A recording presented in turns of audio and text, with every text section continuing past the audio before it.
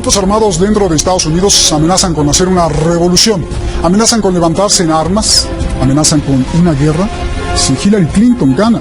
Son seguidores de Donald Trump y quieren un país puro, como ellos lo llaman. Están armados como si fueran terroristas y son muchos. Estamos a escasas horas de las elecciones que marcarán a Estados Unidos como nunca antes. Una guerra de traiciones y ambición, de ideologías y financiación. El grupo terrorista de Daesh tiene la misma fuente de dinero que una organización de Clinton. Un Trump acosador de mujeres, un Israel que jala de los hilos y un odio al que no es de cara blanca. Todos están dispuestos a hacer lo que sea en este juego de tronos. Soy Roberto de la Madrid y esta noche aquí en Detrás de la Razón. Elecciones de terror, Hillary contra Trump. Comenzamos.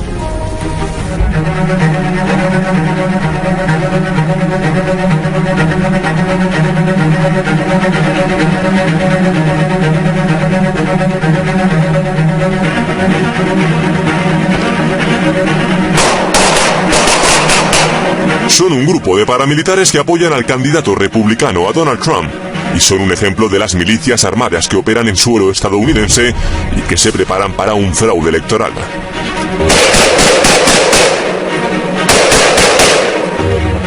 Dicen estar listos para atacar. Amenazan con hacer una revolución en caso de que Clinton gane. Según declaraciones al periódico The New York Times, hay por lo menos 276 grupos armados activos. Esta milicia que usted ve aquí se autodenomina 3% Georgia Security Force. Entrena en bosques de Georgia y en diferentes sitios de internet clama ser la defensora de Estados Unidos. This is a message to the cowards who call themselves ISIS. Estas milicias están formadas por exmilitares, exmarines, expolicías o incluso ciudadanos que argumentan patriotismo. Apoyan a Donald Trump por querer deportar a los inmigrantes, impedir la entrada de musulmanes a Estados Unidos y construir un muro a lo largo de la frontera con México. Xenofobia que recuerda la crueldad del Ku Klux Klan. Can't take a Hillary Clinton presidency. I'm going to do everything in my power to try to rally people, and if the people want to stand and the people want to have their voices heard, I think that's the First Amendment right, and I want to be there with the Second Amendment right and stand and protect that voice. A pocos días de las elecciones, la campaña electoral de Hillary Clinton sufrió nuevos escándalos. En el centro de esos escándalos están estas dos personas: el director del FBI, James Comey, y el buscado por el FBI, Julian Assange, fundador de Wikileaks. El director del FBI informó que una nueva investigación se abre contra Hillary Clinton por usar un servidor privado para los secretos de Estado cuando era secretaria de Estado. Y luego vinieron nuevas revelaciones de Wikileaks. Según Wikileaks, quien financió al grupo terrorista de Daesh, también financió la fundación de Clinton. And of course, the consequence of that is that this notorious terrorist jihadist group called ISIL or ISIS is created largely with money from the very people who are giving money to the Clinton Foundation. Under Hillary Clinton, and Clinton emails reveal significant discussion about it, the largest ever arms deal in the world was made with Saudi Arabia, more than $80 billion. Estas revelaciones sin juicio aún afectaron la ventaja que llevaba Clinton. Hoy las cosas están muy oscuras. Según el portal Real Clear Politics, el promedio de los sondeos de los últimos días, realizados por los medios más importantes, pone en un casi empate a los dos. La diferencia es tan mínima que, teniendo en cuenta el margen de error de las encuestas, cualquiera de ellos podría ser el presidente, tener la gloria, tener la muerte o sufrir del terror. Hace unas horas Trump fue protegido por el servicio secreto ante una falsa alarma de ataque.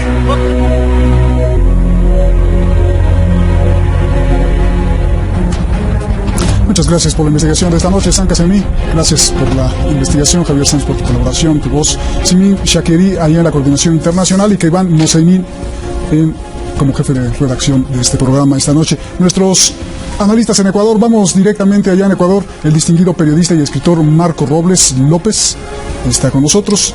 Y en España, Javier Martínez, analista internacional. Tenemos muchas preguntas y les pido respuestas cortas de máximo 1 minuto, por favor. Comienzo contigo, Javier. ¿Cuál sería el peor escenario si gana Clinton? Estas milicias amenazan con disparar y hacer una revolución, una guerra civil dentro de Estados Unidos, por favor. No creo realmente que estas milicias hagan ningún favor a la candidatura del que dicen representar y defender el señor Trump. Sabemos por experiencia de lo que se puede hacer en eso que se llaman atentados de falsa bandera. También es verdad que en los Estados Unidos hay una larga tradición de grupos armados y además de grupos racistas y xenófobos, como bien habéis comentado, como el Ku Klux Klan. De todas las maneras, no creo que la situación guerra civilista que están exponiendo en el caso de que se perdiese las elecciones Trump vaya a llegar a más y que no pueda ser controlada por el propio gobierno federal. Es decir, yo desde ese punto de vista más veo los tejemanejes que se están haciendo con todo el sistema de corrupción y de escándalos que rodea a la candidata demócrata. Pero bueno, esa es mi opinión. Muy bien, vámonos directo a Ecuador. ¿Cómo se llegó a tener estos grupos armados que están dentro de Estados Unidos amenazando a Washington? ¿El descontento es válido, doctor? Gracias en primer lugar por la invitación. Quiero ser muy concreto. En primer lugar, violencia siempre ha existido en los Estados Unidos de Norteamérica. Desde que sus tradiciones democráticas fueron escarnecidas hace más de un siglo, cerca de los 2 siglos prácticamente, y surgió, no nos olvidemos, el Ku Klux Klan, que hasta hace unos 40 años tenía cerca de 6 millones de miembros. Entonces, estos grupos sumamente violentos, racistas, han sido peligrosos y han tenido una vida latente en la política de los Estados de América. Esto se ha vuelto más peligroso todavía por la expansión, por los planes expansionistas mesiánicos de los Estados Unidos de Norteamérica. Entonces, ahí hay que ver prácticamente el foco patógeno de esta situación. Pero, asimismo, yo no creo que sea inminente esta cuestión, porque tiene asimismo Estados Unidos un enorme poder de control, no solamente de parte de sus organizaciones policíacas, militares, sino de otros estamentos, de otros grupos del Estado que pueden sofocar cualquiera de estas cosas. Aunque, como digo, no creo posible ahora, pero tampoco descarto de una manera definitiva. Te pregunto, Javier, la ideología de estos grupos es que Estados Unidos es para los estadounidenses, no para los migrantes, no para los mexicanos, no para los musulmanes. ¿Esto es patriotismo? ¿Esto es lo que tienen todos los países? ¿Lo tienen todos los países o es exclusivo de Estados Unidos, por favor? A ver, es exclusivo de Estados Unidos el concepto de destino manifiesto de conquistar a los demás países y, curiosamente, ellos definir qué es y qué no es estadounidense, cuando estadounidense es un pueblo de inmigración, porque se ha formado evidentemente por inmigración. El problema está que con la mala salida que se está dando a la crisis y desde el 2007 para acá, el sentirse abandonados tantos trabajadores y parados blancos en estados antes industriales, donde el propio capital blanco norteamericano ha decidido deslocalizar, no ponen el foco ahí, ponen el foco que el problema es el otro, el que le quita el trabajo que hasta hace años o meses no quería un estadounidense. Es decir, es mal enfocar a través de el desgaste y el destroce que ha hecho en la economía las prácticas neoliberales y lo que ha sido el modelo de globalización neoliberal y la mala salida y el mal enfoque que tiene el populismo, sin ver realmente el problema de cuáles son las causas reales de estas desigualdades económicas y sociales. Por lo tanto, yo creo que ni la postura populista ni la postura falsamente progresista, mientras que siga la línea neoliberal, van a solucionar el problema. Justamente de populismo pusimos al inicio del reportaje, que ustedes no lo pudieron ver, una cita de Vargas Llosa diciendo que el populismo está haciendo muchas cosas en el planeta. Maestro Marco Robles, la réplica a esta pregunta que le hice a Javier, la ideología de estos grupos es no migrantes, no mexicanos, no musulmanes.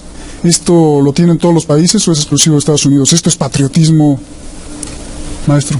Bueno, yo creo que es muy particular de los Estados Unidos de Norteamérica, aunque en otros países también pueden verse estas tonalidades políticas. Yo comparto en gran medida el análisis muy inteligente que acaba de hacer Javier, y a mí me preocupa más bien efectivamente esta arremetida que ha hecho el gobierno de los Estados Unidos de Norteamérica, no solo al interior. Tengamos en consideración por qué se han avivado estas pasiones devastadoras que son indudablemente negativas, que son criminales.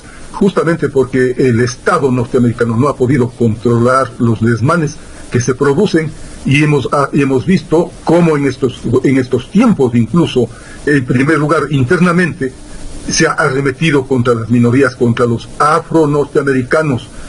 En este gobierno de Barack Obama, que tiene paradójicamente el Premio Nobel de la Paz, han muerto centenares de ciudadanos afro-norteamericanos, y los crímenes han quedado en la más grande impunidad.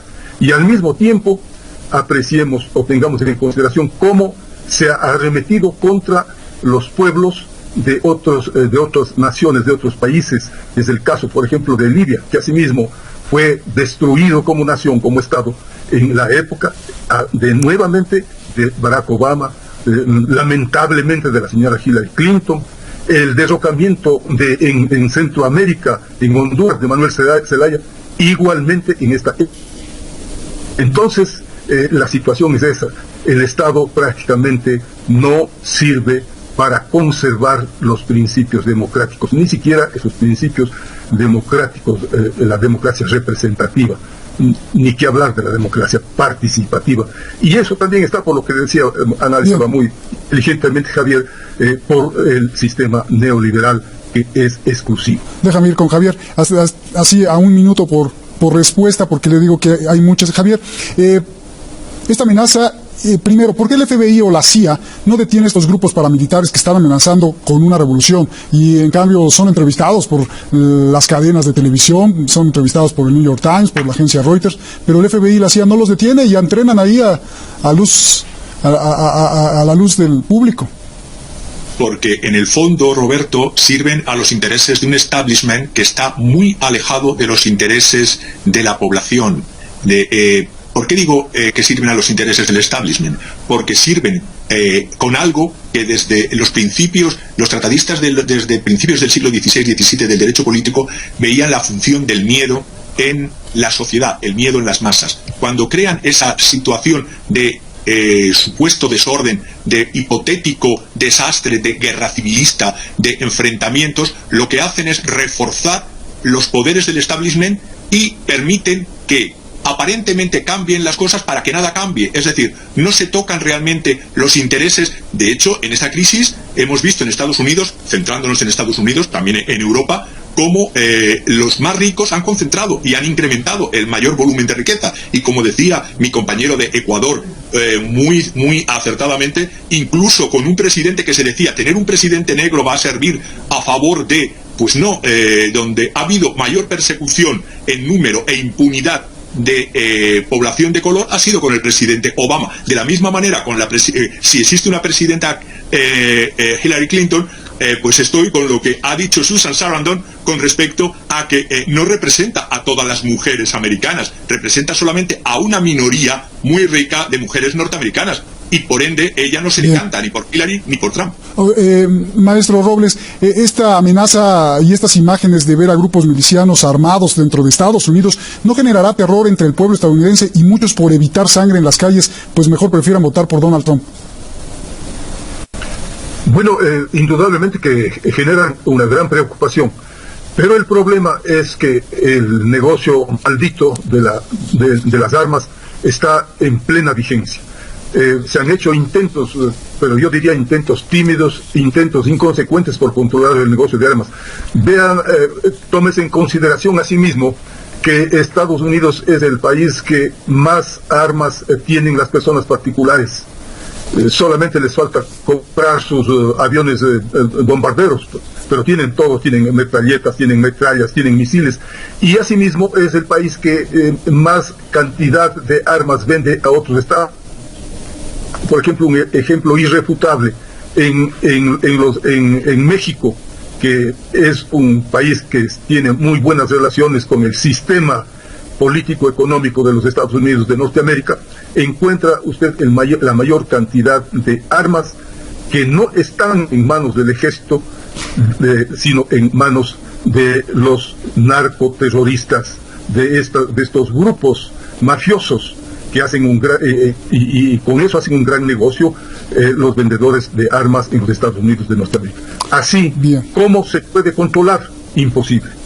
Bien, las revelaciones de Wikileaks, Javier, son muy graves, que los financiadores del grupo terrorista de Daesh son los mismos que financiaron la Fundación Clinton. Tu análisis rápido, por favor. Intento ser lo más rápido posible. Ya desde el enero del 2016, una periodista de Fox News, Catherine Herridge, denunciaba la corrupción dentro de la Fundación Clinton. ¿Y por qué me centro más que en la ocultación de la corrupción que el problema en sí de los propios emails y de la imprudencia de utilizar un servidor privado como ha hecho la señora Clinton y luego borrar ese servidor privado? ¿Por qué? Porque ahí el FBI en un primer momento intentó no hacer ninguna vía de investigación ni de persecución sobre eso que ya se anunciaba desde enero. Pero claro, lo que se ha visto después con los correos de Wikileaks, con lo que se ha visto en los correos del ex de Huma Abedin, la colaboradora de Hillary Clinton, Anthony Boehner, todo lo que se ha visto en el ordenador de este caballero, todo lo que se ha visto además desde ya se veía además la corrupción en la Fundación Clinton, pero no se quería hacer caso de ella desde febrero del 2009, cuando en el caso del estallido de la financiación que dio el incremento en la Unión de Bancos Suizos a la Fundación Clinton. ¿Por qué se dio este incremento? Porque en el momento en que ella en el 2009 era secretaria y se desplazó a Suiza porque había estallado el tema de las cuentas de más de 60.000 norteamericanos que tenían cuentas en Suiza y se pedía reclamación a la Unión de Bancos Suizos, cuando llegó la señora Clinton se le dio una lista que eran de 6.000 y no se persiguió a VS ni se le puso ninguna multa. Eso sí, curiosamente, el dinero para la Fundación Clinton pasó de los $60.000 que tenía en 2008 a $665.000, que más luego un préstamo de $30 millones para el matrimonio Clinton y el pagar al señor Clinton, al esposo por conferencias, $1,5 millones. Eso, en un primer momento, el jefe del FBI, James Comey, no quería que eso diese más pábulo, que saliese a la luz, pero todo lo que ha salido con Huma Abedin, con su ex, y todo lo que se está viendo es que por más que se intente frenar a través de un fiscal del Departamento de Justicia que se ha enfrentado en este caso pues con las personas del FBI, con todo, ha habido una verdadera fronda de personal del FBI que ha obligado a que el jefe del FBI tenga que iniciar investigaciones, porque si bien el fiscal del ministro de Justicia, nombrado por la ministra de Justicia íntima de la señora Clinton, Loretta Lynch, han intentado, repito, desde hace más de un año. Esto lo hacen porque ven que la sombra del terrorismo está detrás de Clinton, puede ser. Hombre, es que todos, Huma Abedin, aunque nació en Kalamazoo, en Estados Unidos, es ella, su madre, su hermano, su padre, están ligados a la hermandad de hermanos musulmanes y además compuestos y con financiación y con apoyos de Arabia Saudita. De hecho, sobra decir que si se prescinde de la enmienda 22, eso faculta al presidente a ser reelegido para un tercer mandato presidencial. Y fijaos que nada más hace falta que ocurra algún tipo de desastre nacional, algún tipo de crisis, para que se suspenda la Constitución y se aplique este gobierno provisional que pondría al mando al FEMA, la Agencia Federal para la Gestión de Emergencias, o dicho de otro modo, los que tienen no licencia para matar, sino para hacer lo que les dé la gana con nosotros.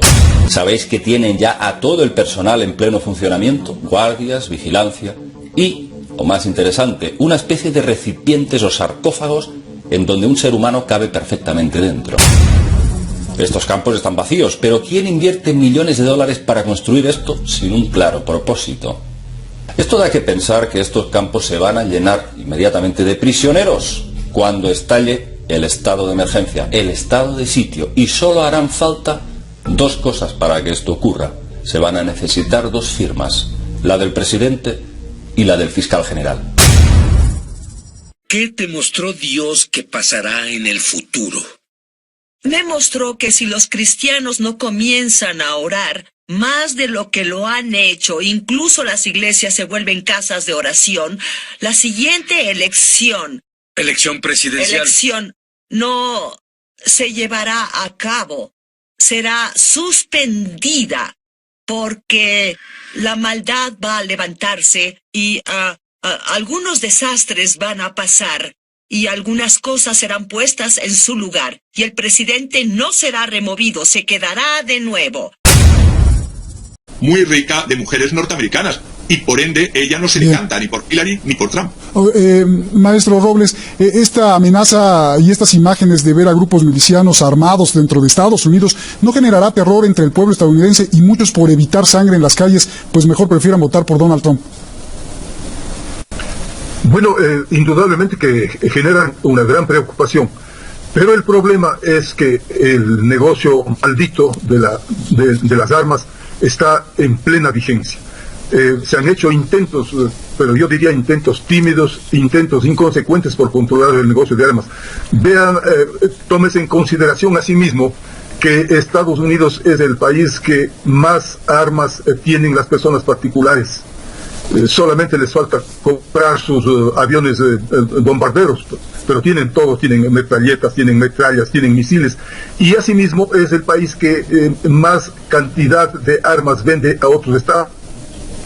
Por ejemplo, un ejemplo irrefutable, en México, que es un país que tiene muy buenas relaciones con el sistema político-económico de los Estados Unidos de Norteamérica, encuentra usted la mayor cantidad de armas que no están en manos del ejército, sino en manos de los narcoterroristas, de estos grupos mafiosos que hacen y con eso hacen un gran negocio los vendedores de armas en los Estados Unidos de Norteamérica.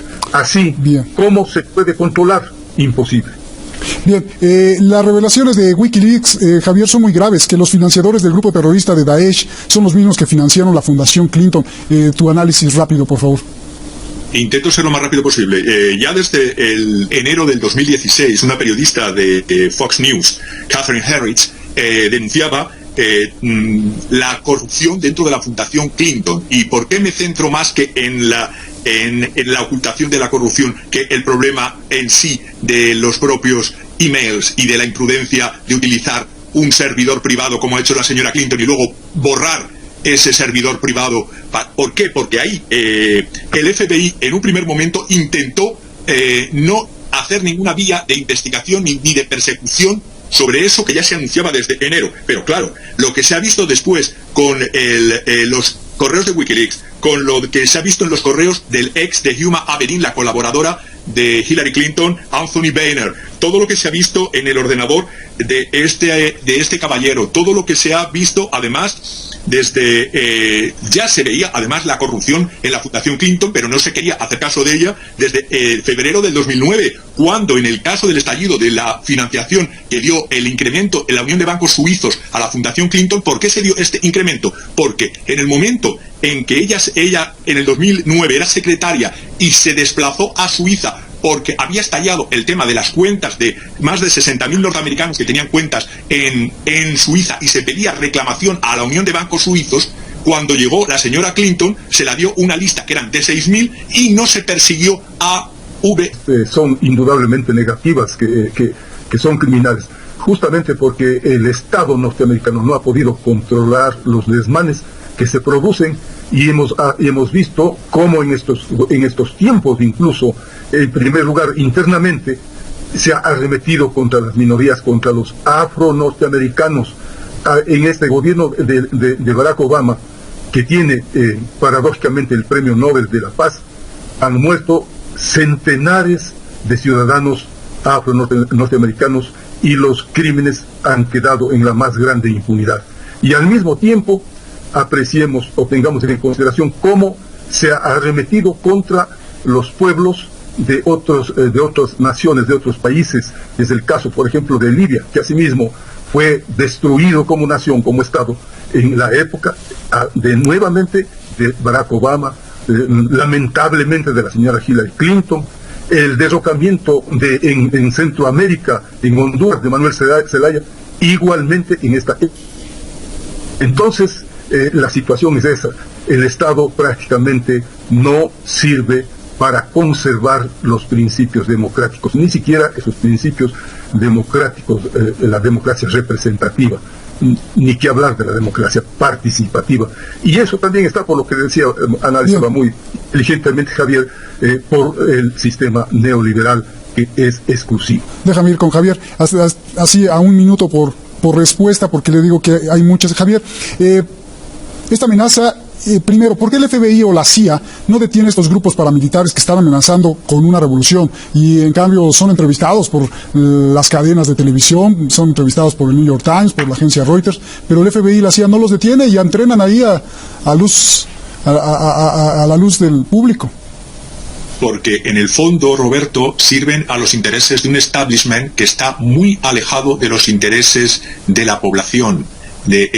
¿Por qué digo que sirven a los intereses del establishment? Porque sirven con algo que desde los principios, los tratadistas desde principios del siglo XVI-XVII del derecho político veían la función del miedo en la sociedad, el miedo en las masas. Cuando crean esa situación de supuesto desorden, de hipotético desastre, de guerra civilista, de enfrentamientos, lo que hacen es reforzar los poderes del establishment y permiten que aparentemente cambien las cosas para que nada cambie. Es decir, no se tocan realmente los intereses. De hecho, en esta crisis hemos visto en Estados Unidos, centrándonos en Estados Unidos, también en Europa, cómo los más ricos han concentrado y han incrementado el mayor volumen de riqueza. Y como decía mi compañero de Ecuador, muy acertadamente, incluso con un presidente que se decía, tener un presidente negro va a servir a favor de, pues no, donde ha habido mayor persecución en número e impunidad de población de color ha sido con el presidente Obama. De la misma manera,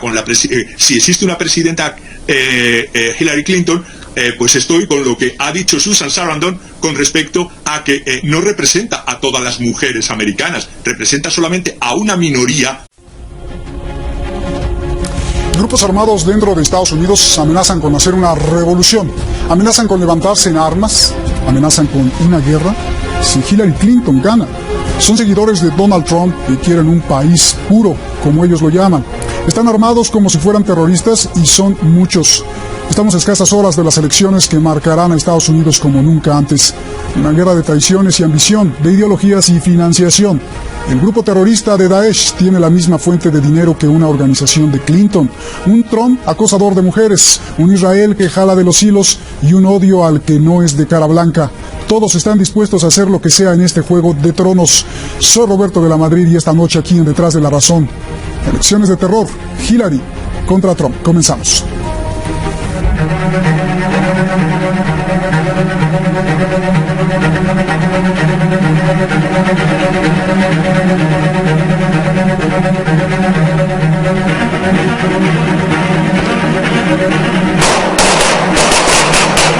Son un grupo de paramilitares que apoyan al candidato republicano, a Donald Trump, y son un ejemplo de las milicias armadas que operan en suelo estadounidense y que se preparan para un fraude electoral.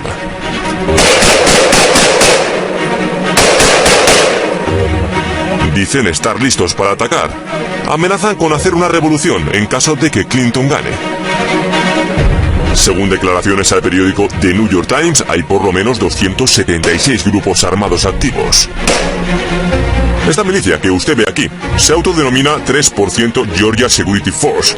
Entrena en bosques de Georgia y en diferentes sitios de internet. Clama ser la defensora de Estados Unidos. This is a message to the cowards who call themselves ISIS. Estas milicias están formadas por exmilitares, exmarines, expolicías o incluso ciudadanos que argumentan patriotismo. Apoyan a Donald Trump por querer deportar a los inmigrantes, impedir la entrada de musulmanes a Estados Unidos y construir un muro a lo largo de la frontera con México. Xenofobia que recuerda la crueldad del Ku Klux Klan.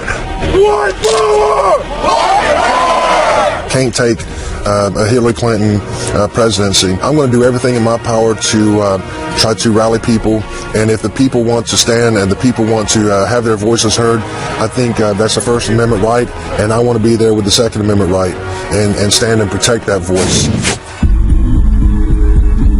A pocos días de las elecciones, la campaña electoral de Hillary Clinton sufrió nuevos escándalos. En el centro de esos escándalos están estas dos personas: el director del FBI, James Comey, y el buscado por el FBI, Julian Assange, fundador de Wikileaks. El director del FBI informó que una nueva investigación se abre contra Hillary Clinton por usar un servidor privado para los secretos de Estado cuando era secretaria de Estado. Y luego vinieron nuevas revelaciones de Wikileaks.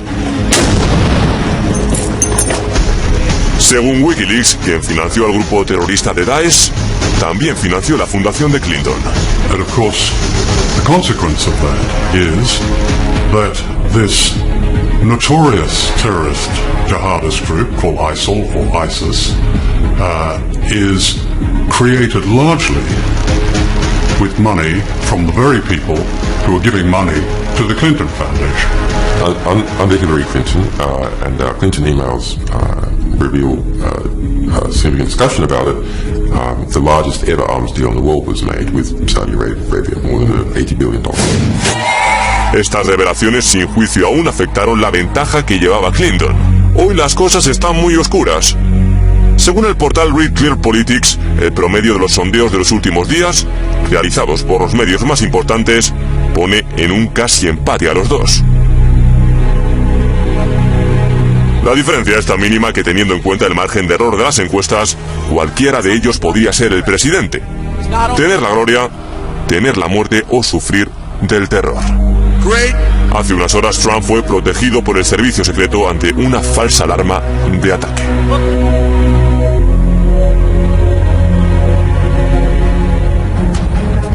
Muchas gracias por la investigación de esta noche, San Casemí. Gracias por la investigación, Javier Sanz, por tu colaboración, tu voz. Simin Shakeri, allá en la coordinación internacional, y Keivan Moseimin como jefe de redacción de este programa esta noche. Nuestros analistas en Ecuador, vamos directamente allá en Ecuador. El distinguido periodista y escritor Marco Robles López está con nosotros. Y en España, Javier Martínez, analista internacional. Tenemos muchas preguntas y les pido respuestas cortas de máximo un minuto, por favor. Comienzo contigo, Javier. ¿Cuál sería el peor escenario si gana Clinton? Estas milicias amenazan con disparar y hacer una revolución, una guerra civil dentro de Estados Unidos, por favor.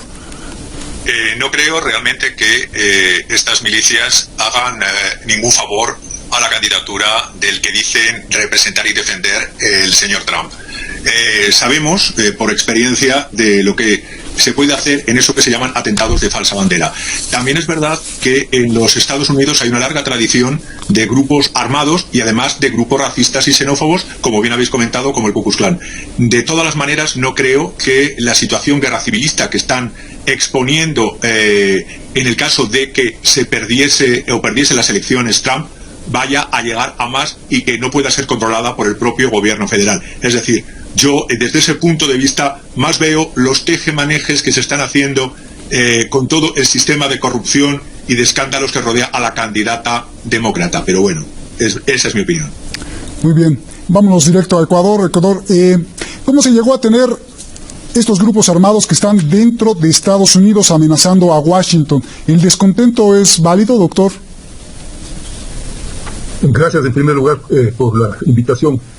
Quiero ser muy concreto. En primer lugar, violencia siempre ha existido en los Estados Unidos de Norteamérica.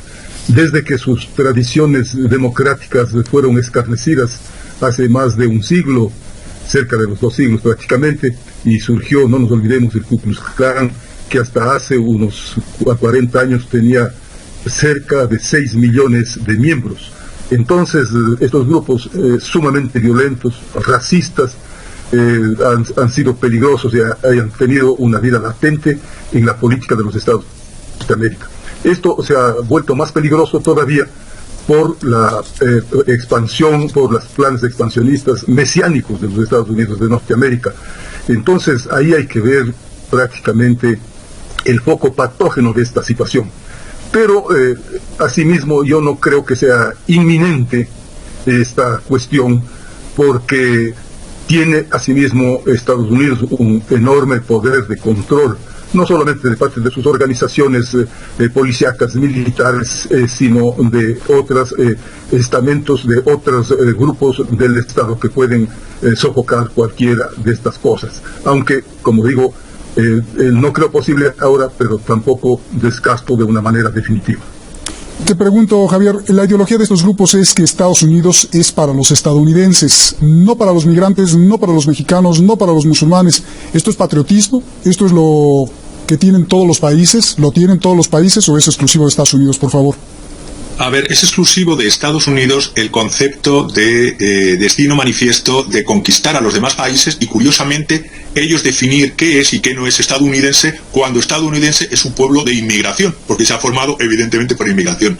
El problema está que con la mala salida que se está dando a la crisis y desde el 2007 para acá, el sentirse abandonados tantos trabajadores y parados blancos en estados antes industriales, donde el propio capital blanco norteamericano ha decidido deslocalizar, no ponen el foco ahí, ponen el foco que el problema es el otro, el que le quita el trabajo que hasta hace años o meses no quería un estadounidense. Es decir, es mal enfocar a través de el desgaste y el destroce que ha hecho en la economía las prácticas neoliberales y lo que ha sido el modelo de globalización neoliberal y la mala salida y el mal enfoque que tiene el populismo sin ver realmente el problema de cuáles son las causas reales de estas desigualdades económicas y sociales. Por lo tanto, yo creo que ni la postura populista ni la postura falsamente progresista, mientras que siga la línea neoliberal, van a solucionar el problema.